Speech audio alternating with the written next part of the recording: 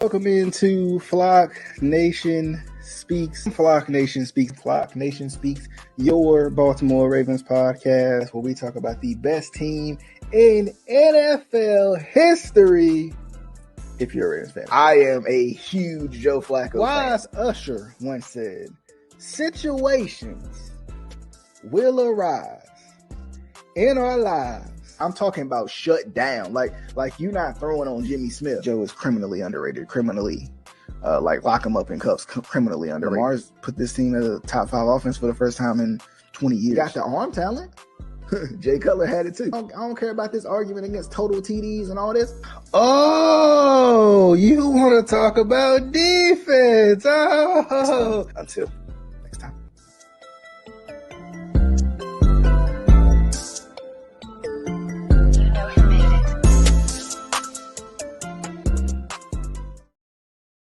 What is going on, good people? We back at it again. Fly Nation Speaks. I'm your host, DJ, and I'm back. Your Baltimore Ravens podcast, where we talk about the best team in NFL history, bar none. And it's definitely not the Lions this week, because the Lions fans, Lions Nation, One Pride, whatever they call themselves, they was talking it. They was talking. The thing about the Ravens like teams that talk. They like fan bases that talk. They have a lot of fun with cockiness on the other side. But I just gotta tell y'all something, man. I was rummaging through my pockets today, and I found something. I found a 6 cents. Okay, I had a 6 cents about how the game was gonna go, and on top of that. I found 6 cents because that's about all that the Lions could muster on this particular day. So I'm just gonna let y'all know that, throw that at you like that, and that's it. Okay. That was not a quarter. I promise you that was not a quarter. But anyway, we're gonna get into this recap of the game. The Lions versus the Ravens. The Ravens get the dominant win in dominant fashion. First things first, Fly Nation Speaks on all major podcasting platforms. So be sure to find me everywhere, all the platforms, everywhere you want to see Fly Nation Speaks, you want to listen to Fly Nation Speaks, I am there. Spotify, Apple Podcasts, YouTube, sometimes Twitter, sometimes Facebook as well. So everywhere, all the good places. Apple Podcasts. I think I said that one already. Anyway, all the places, all your favorite places, all your favorites and their favorites. But let's jump into it. 38-6, huh? 38-6. You couldn't write this story any better. You couldn't write, unless it was against the Steelers or against the Bengals or maybe even the Browns. But that might would have been a little better. But the Lions came in as a top team in the league. They came in at 5-1. The Ravens coming a couple weeks off of the just horrible loss to the Steelers, where they dropped every ball they possibly could, coming back from across the pond. So it was a possibility of being sluggish. It was a possibility of coming out slow. It was a possibility of not being clean in this game. And the Ravens were all those things and more. I said it in the quick recap and the knee-jerk reaction video. This was probably, I have to say, this was probably the most complete game from the Ravens that we've seen all year. We've seen in a while. The Ravens were good in all 3 phases. They did everything with excellence. It felt like defensively they were flying around. Offensively, they were moving the ball on every single possession. And special teams, they did special teams things. They hit their kicks. They didn't back the offense up with bad fair catches or anything like that. So, I think, I said it before, like, I feel like if you could define a game as complete, this has to be it. You don't allow a score into the fourth quarter, and you are pretty consistent throughout. Now, albeit they only scored 10 points in the second half, but you didn't need to score. I mean, you up 28-0 in the first half, by the end of the first half. And I mean, you had a chance to probably be 35-0. I think, the fumble occurred, I think, at the end of that first half. With the mishandle with Justice Hill and Lamar Jackson, which seems to be something that, for whatever reason, they do a little more commonly than maybe him and Gus or him and JK. So it's kind of one of those things where you miss JK a little bit, and you can't always use Gus in those situations. But nonetheless, I mean, that was the mistake, right? That was the mistake. That was the one mistake of the game that whatever. It's interesting though, because as we look through the stats, one of the things that I noticed was Lamar Jackson didn't have a perfect passer rating, but he had like close to a perfect passer rating, right? Whatever that is, right? Like that's the weird part about like the passer rating and stuff like that. It's like a perfect passer rating is what, 158.5. He had a passer rating of 155.8, but what about this day wasn't perfect except for maybe the completion percentage, and the completion percentage wasn't even bad. It was what, 77%. So it just makes me wonder sometimes, like, what is required for a perfect passer rating? What makes a perfect passer rating game in the league nowadays, right? Like, what do you have to do to have a perfect passer rating in the league? When you had a game as good as Lamar Jackson had, uh, you know, on this day. Like, it's crazy to think that he didn't have a perfect passer rating. But then again, it's like kind of like I just said, like, what do you have to do to even get a perfect passer rating? Who even freaking knows at this point? But let's look at the game leaders. So on the Lions end, Jared Goff, 33 of 50, 53, 284, and INT. Lamar Jackson had 357 yards, 3 TDs, and he was 21 of 27, 77% completion percentage, just, doing things like he's just been doing things this year. Like, when it comes to, the biggest, I think, sometimes I think it's scoring touchdowns too, which we talked about that last week, with the problem, the kind of unknown fact about the Ravens offense type situation, right? The thing we miss about the Ravens offense video. But the thing about Lamar Jackson that's been missing when it comes to the passing game has been completion percentage, right? He's been probably, I don't know what his career average is, but it's in the 60s, right? Like, it's nowhere near 7. It's not necessarily near 70. I think it was like 60.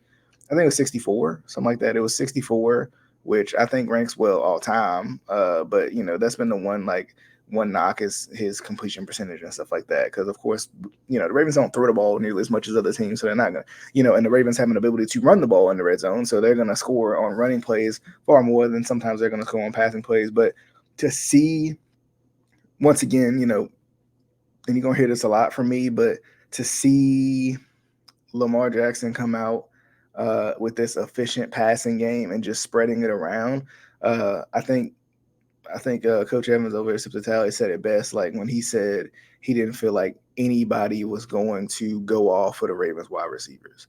I think he said it best because they're just spreading it around, and like, it's hard to defend. Like, I think the guys are talented. I think, once again, you're less in a, I think in the previous years, the Ravens wide receiving core has been in a prove it type deal. Like, they've been in a situation where they got to prove everything. They got to prove that they can beat people. And we've seen what Bateman can do when Bateman is healthy. We know who Odell is, and Zay, coming straight out of college, like, what he could do in college. But, for him to burst onto the scene like he has, I think has been big too. And, Mark Andrews and stuff like that too. But interestingly enough, the top receiver for the Ravens, I didn't even notice that, but the top receiver was Gus Edwards. So as crazy as that is, he kind of hit that little dump off pass, and he took it off to the races, man. That's pretty crazy. I never even realized that. I probably would have saw it when I looked in the player stats, but that's interesting. Leading rusher Gus Edwards today with 14 carries for 64 yards and a TD. Jahmyr Gibbs was leading rusher for the Jared Goff led Detroit Lions, and Amon-Ra St. Brown, of course, was still somehow got over 100 yards, still somehow got more than 10 receptions. So, I mean, they got to a point where they had to pass the ball a lot. So, that's one of those things too. Jahmyr Gibbs, he had a lot of receptions too. So, it's like, it felt like they was down early, so they had to pass the ball really early. I didn't realize that's how they only threw one pass. That's interesting. Justice Hill, 4 carries for 46 yards. It's nice to see Justice Hill when he does come in, because he kind of does give you that burst. Keaton Mitchell on that one play he had, he gave you a little bit of a different feel, which was nice to see. Be interesting to see. I know he's banged up a little bit, but it'd be interesting to see if he uh, is able to get back and maybe make a contribution. Something I'll talk about later on in the show. But with the trade deadline looming and stuff like that, will it be somebody else not even on the roster possibly that could be an addition to this team? But you know, Zay Flowers, the leading receiver, with 4 receptions for 75 yards. Mark Andrews, 4 receptions for 63. Odell, 5 receptions for 49. Rashad Bateman had 2 receptions for 36. Pat Ricard came in with 2 receptions. Nelson Aguilar, Keaton Mitchell, and Justice Hill had one apiece. So like spreading the ball around, man. And I think honestly, I think Lamar has been really good at that throughout his career. I think not just right now, not just uh, because of the situation, not just because of the game. I feel like Lamar has been really good at spreading the ball around throughout his entire career. So, that's nice to see. It's nice to see Lamar spreading the ball around, doing his thing, doing exactly what he needs to do. And that's an exciting thing to see. It's exciting to see Lamar doing exactly what he needs to do to get the job done, and finding open people, going through his reads, which I think sometimes even just this season he hasn't had time to do. Uh, you know, or there hasn't really been guys open. And like this is the first time too. And speaking of, while we're talking about this receiving core and this offense and this offensive coordinator, the good part about this team right now is like you're seeing open guys. You're seeing like this is the first time in a long, long, long, long time where it felt like guys were wide open. Guys were open with space. Guys were open with room to move after the catch and make some get some yards after the catch.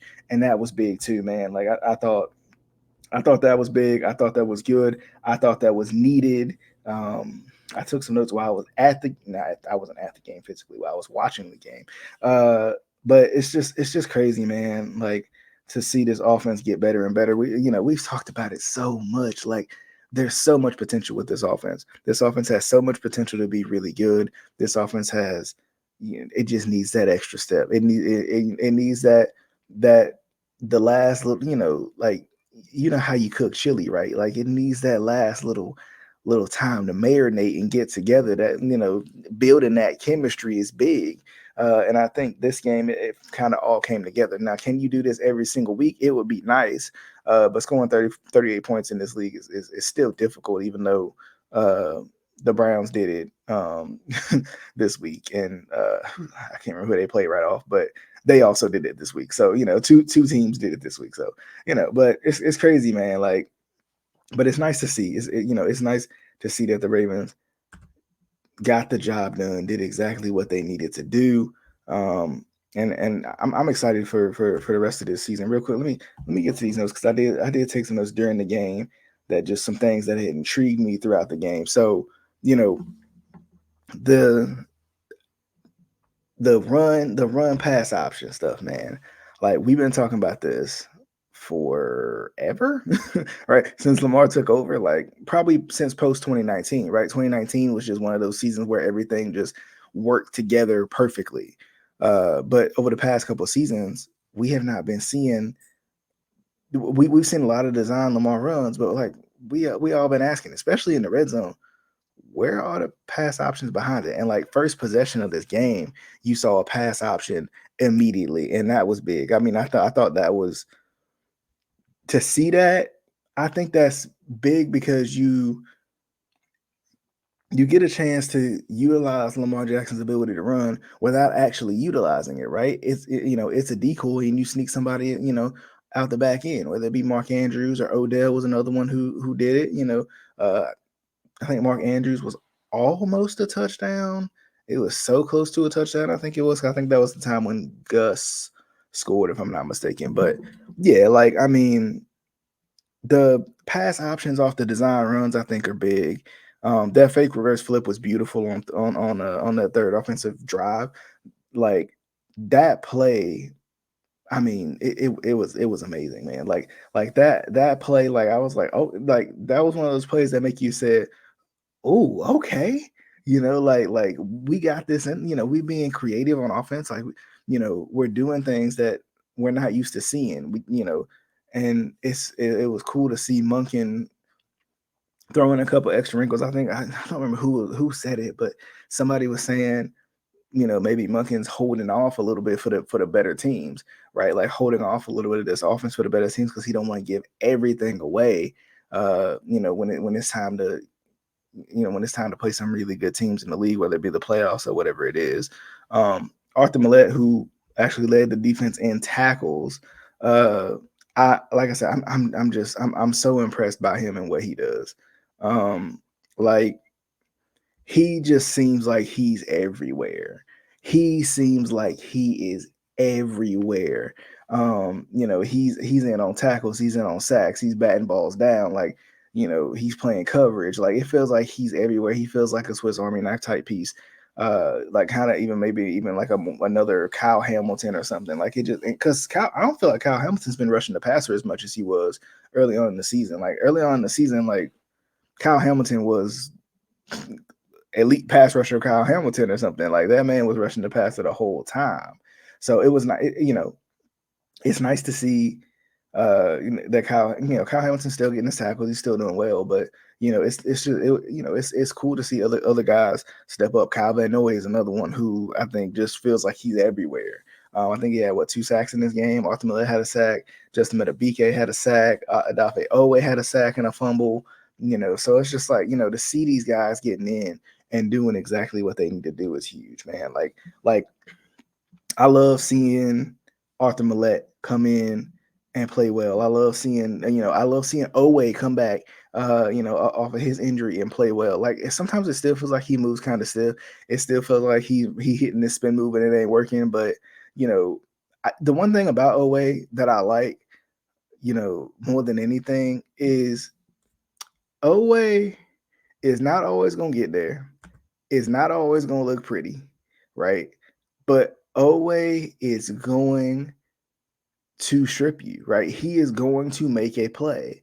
I don't know what it is about him. I don't know why he plays like that. I don't know if he just plays with reckless abandon or what it is, which is not always a bad thing. Owe makes a play.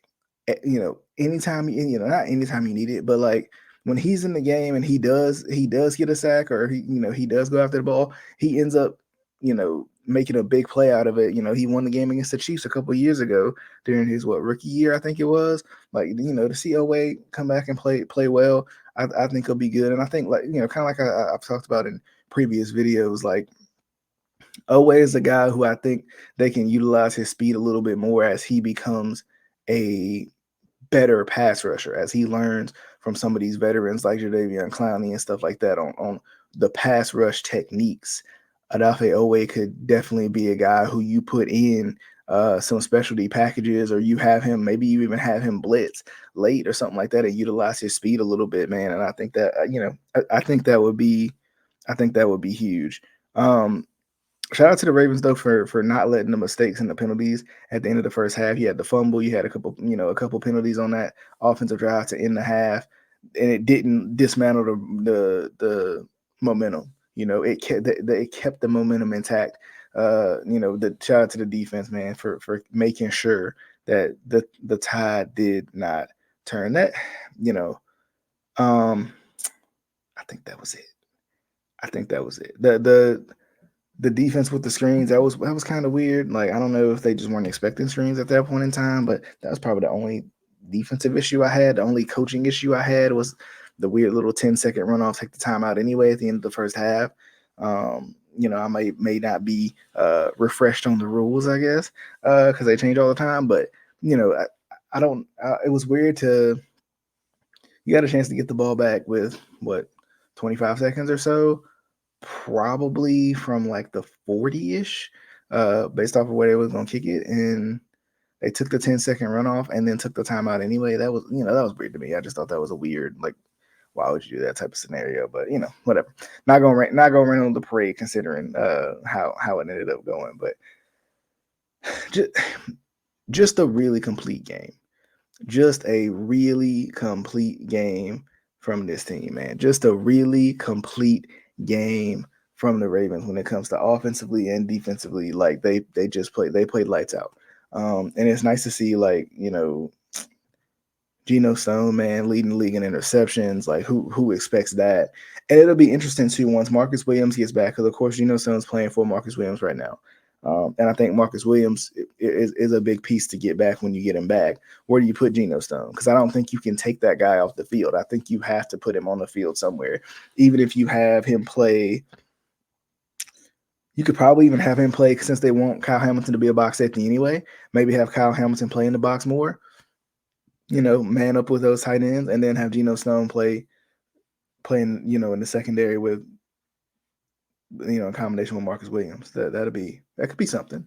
That could be something. I don't know if that would work for Geno Stone, but the Ravens like playing people out of position anyway, so it probably would. But I think the Ravens made a statement in this game. The Ravens, they made a statement in this game because the Lions are a top team in the NFC, at least by record. They're leading the NFC North, so they probably are closer to locking up a playoff spot than any other team in that division.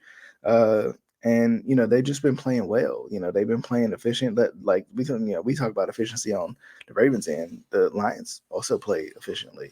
When it comes down to when it comes down to not turning the ball over and moving the ball down the field, the Lions do that better than anybody with that run game to supplement the passing game as well.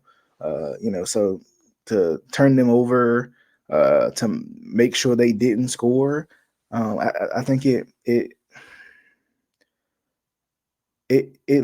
pays dividends for later on in the season. I know they got the Cardinals this week, which could possibly be a tough one. Could be trap game central right there.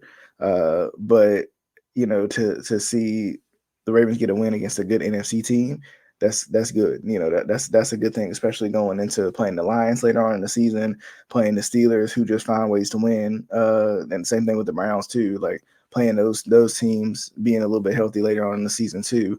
It's going to be, and of course they got the Niners, they got the Seahawks. It's a tough schedule coming up. So to beat a good NFC team, I think it's been. We talked about how the Ravens they're in every game, right? They're in every game.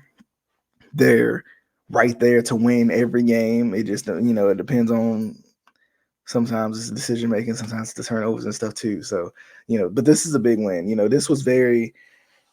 And I know we frown upon, and I don't want to say frown upon, but we frown upon 2019 sometimes. But 2019, was still a good season, right? Like in terms of the regular season, in terms of the run that was made. And this is a very 2019 esque win, right? This was a very, this was a win where this was the Dolphins week 1. Like this was one of those wins where you came out firing, you came out doing what you need to do. You still controlled the ball, you still did exactly what you need to do, but maybe Rams too. Like think about the Rams game back in 2019. Like this was this type of game.